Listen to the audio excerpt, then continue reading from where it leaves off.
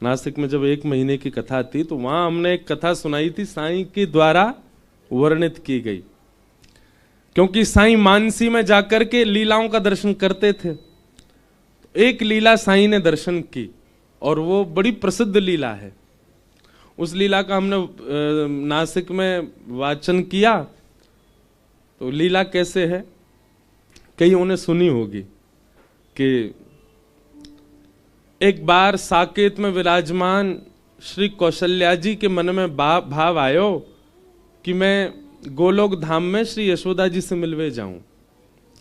और वही समय श्री यशोदा जी के मन में भाव आयो कि मैं श्री कौशल्या जी से मिलवे साकेत जाऊं। क्योंकि जैसे वृंदावन यहां है ना, ऐसे नित्य गोलोक धाम है, ऐसे ही अयोध्या की तरह नित्य साकेत धाम है। वहां नित्य राम कृष्ण लीला रामलीला चलती रहती है।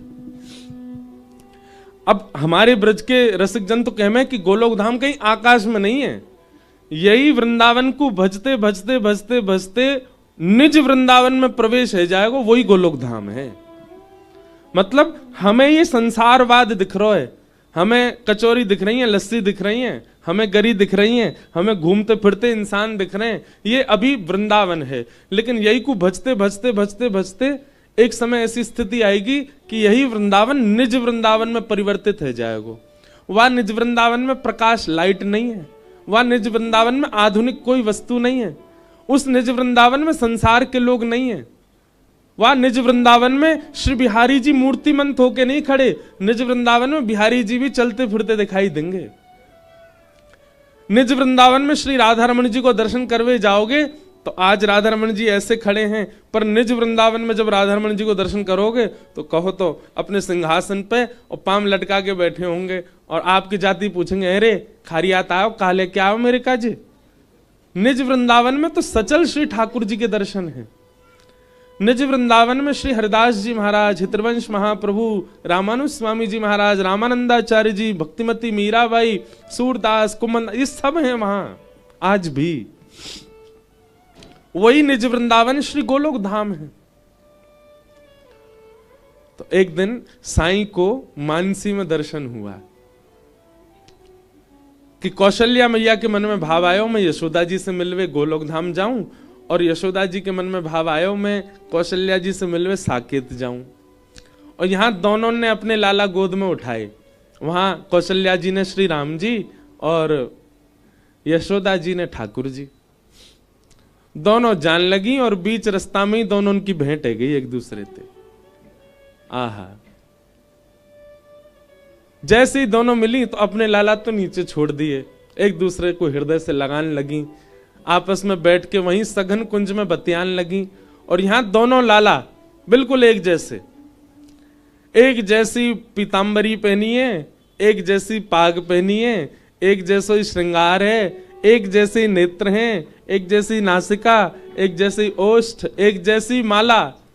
आज ठाकुर जी ने जो माला पहनी वैसी माला राम जी ने भी पहनी है। यहां दोनों बालक भी खेल रहे, बालक दोनों नहीं खेल रहे, केवल कन्हैया खेल रहे, राम जी तो चुपचाप बैठे हैं।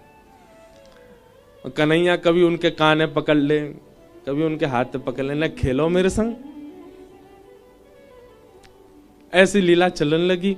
इतने में शाम है गई और शाम आती कौशल्या जी बोली, अच्छा बहन फिर मिलेंगे, अब हम चलें। हाँ हाँ आप चलो, मैं हूं चलूं, घर जाके बड़े काम करने, लाला माखन मिश्री खवानी है, भूखो रोवेगो नहीं तो।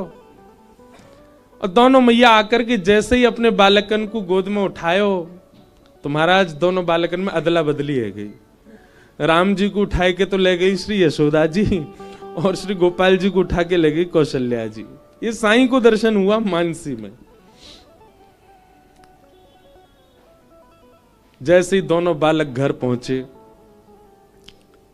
ठाकुर जी भी देखो कैसे चतुर, यो नहीं बीच रास्ता में ही चिल्ला दे कि मेरी मैया तो वो गई, चुपचाप जा रहे, बोले न देख के तो हम साकेत कैसे हो यार, न उथल पुथल कर आऊं वहां पे। अब यहां ठाकुर जी जैसे साकेत पहुंचे राम बन के, तो राम जी तो बड़ी मर्यादा में रहमे। साकेत पहुंचते ही जैसे ही कौशल्या मैया ने ठाकुर जी को नीचे पधरायो, नीचे फर्श पे आते ही महाराज चौकड़ी मार के घुटमन घुटमन दौड़न लगे। वो तो कौशल्या मैया बोली, ऐसा लगे कन्हैया से मिलके फुर्ती आ गई राम में। देख कैसे दौड़ रहा है। और महाराज दौड़ करके गए, राम जी के जितने खिलौना वहां धरे सबन को जोर जोर से बजाने लगे, और जैसे ही मन भर जाए सो बात तोड़न लगे। ये दृश्य देख करके अब साकेत में सब थोड़ा थोड़ा आश्चर्य कर रहे हैं, पर नजरअंदाज कर रहे हैं। राम जी ऐसी लीला करे ना है, कभी खिलौना तोड़े ना, बड़े आराम आराम से खेले वो तो। महाराज पलना पकड़ करके चढ़ गए, और खाली पलना कोई झुला रहे हैं ठाकुर जी। थोड़ी देर झुलाया, थोड़ी देर झुलावे के बाद ऐसी जोर से धक्का दियो, पलना ऊपर से टूट के नीचे गिर गो। कौशल्या जी और दशरथ जी ने देख रहे हैं, बोले आज लाला कहा गए हो?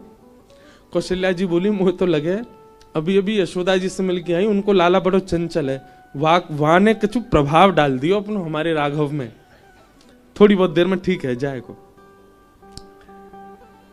दशरथ जी ने आवाज लगाई, सुनो राघव, प्रसाद पावे को समय है क्यों, चलो जल्दी आओ। राम जी को नियम है, एक चौकी पर दशरथ जी बैठे, छोटी चौकी पर छोटी थाली में राम जी प्रसाद पावे। लेकिन वहां नंद भवन में ठाकुर जी को नियम है कि जा थाली में नंद बाबा पा रहे हैं वही में पामेंगे, और नंद बाबा की गोद में ही बैठ के पामे।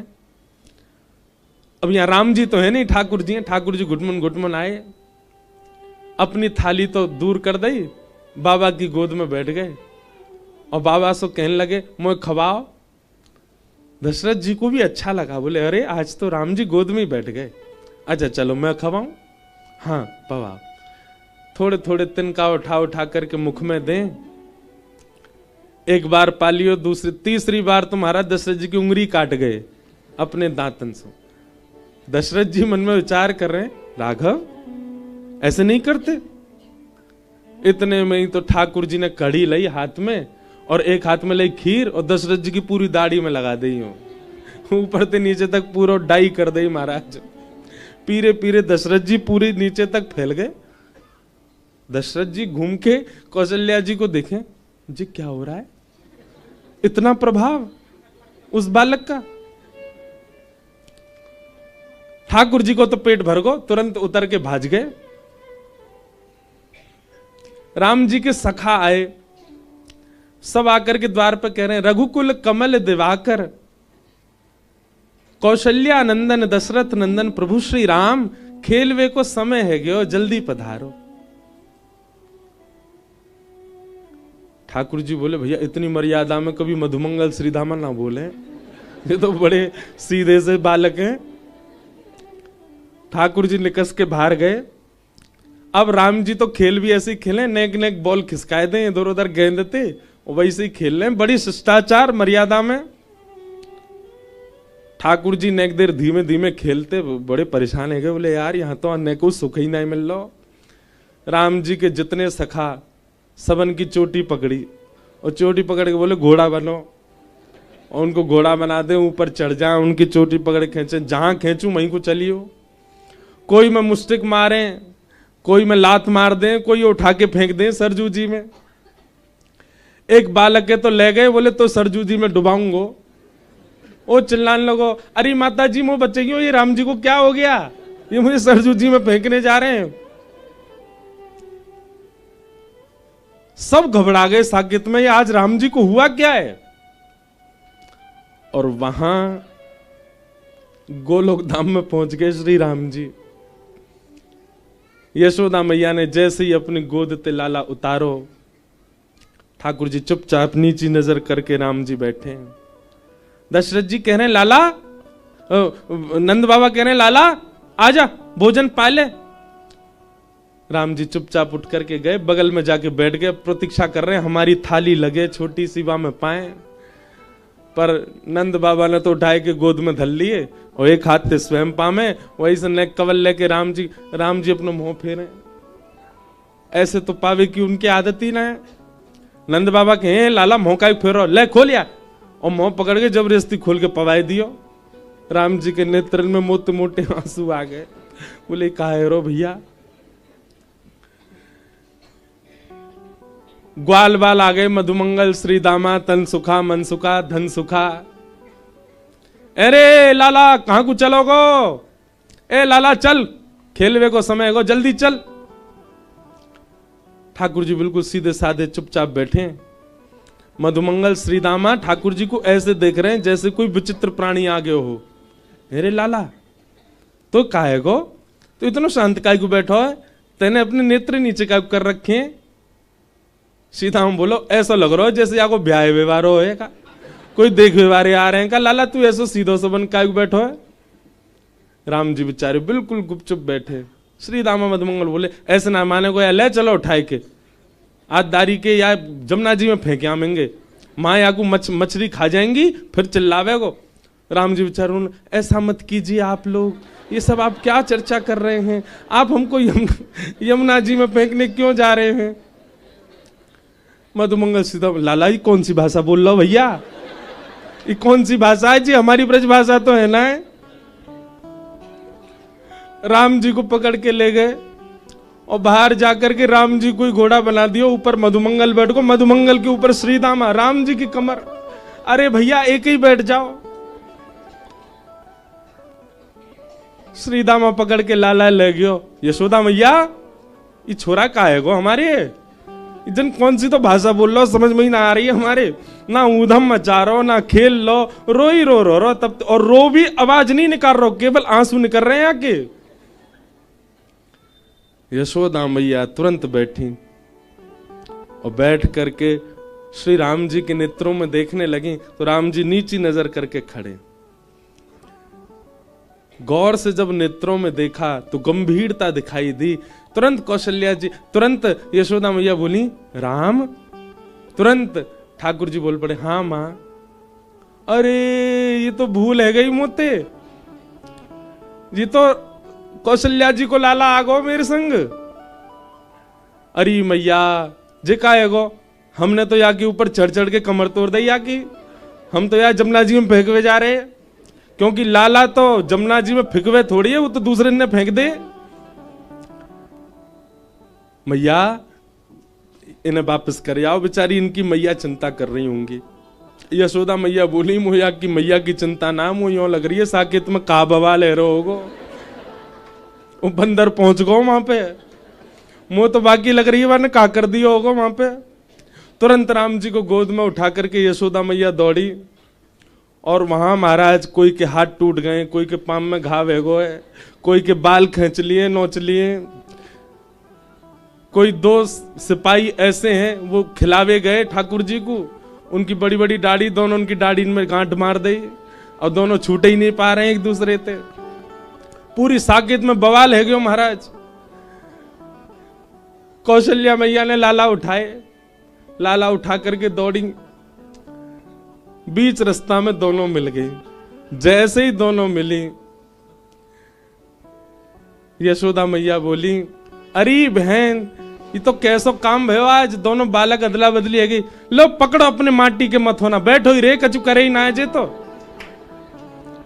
हम बे ना बोले ना डोले ना चले फिर कछु ना करे, आंख नीचे करके बैठो ही रे, रोवे भी चुपचाप है, बस आंसू ने निकारे, आवाज ही ना है सुनी पूरे दिन आते या की।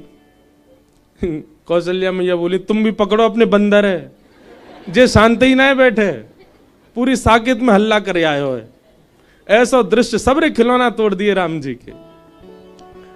दोनों बालकन को जैसे ही नीचे पधरायो, यहाँ राम कृष्ण दोनों एक दूसरे को हृदय से लगा रहे हैं और कौशल्या मैया और जानकी जी एक दूसरे को हृदय से लगा रही हैं। यही स्वरूप को दर्शन हमारे श्री कोकिल साईं अपने मानसी में कर रहे हैं।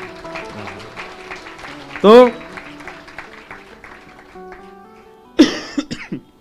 हमने कहा उस कथा में कि किसी में अगर सामर्थ हो तो एक चित्र बना के लाओ। आज एक बालक चित्र वो लेके आई हूं, सामने है। हमने कही ऐसा चित्र बनाई हो कि पता नहीं चले राम जी कौन से और ठाकुर जी कौन से। तो मेरे पास कम से कम 70 चित्र आ चुके अब तक, लेकिन आज साईं के यहाँ की कथा में ही ऐसा चित्र आया जिसमें पता ही नहीं चल रहा कि इनमें राम जी कौन से और ठाकुर जी कौन से। देखो ये यहाँ पे ने वो करो, क्लोजअप करियो, वहां में टीवी में दिखेगा, पकड़ियो भैया ने अच्छे थे, हाँ मेरे भरोसे मत छोड़ दियो।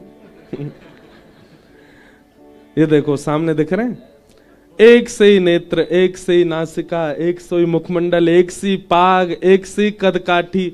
अब बताओ यहां में ठाकुर जी कौन से? ठाकुर जी वो हैं जिनने कंधा पे हाथ धर रखो है। क्यों? राम जी तो बेचारे सीधे ही खड़े रहेंगे, ठाकुर जी हैं खींच रहे हैं उनको अपनी ओर। तो इतने दिनों से चित्र बन रहे थे, जितने भी बालकों ने दिए हमको, सबके चित्र बहुत सुंदर, एक से एक अद्भुत। पर हमने कही थी जैसे साईं को दर्शन हुए कि राम कृष्ण में भेद ही नहीं पता चल रहा है, वो चित्र आज साईं की कथा में ही आया है। तो हमारी तरफ से आज ये साईं को ही भेंट है, उन्हीं की लीला की कथा उन्हीं को ही भेंट कर रहे हैं।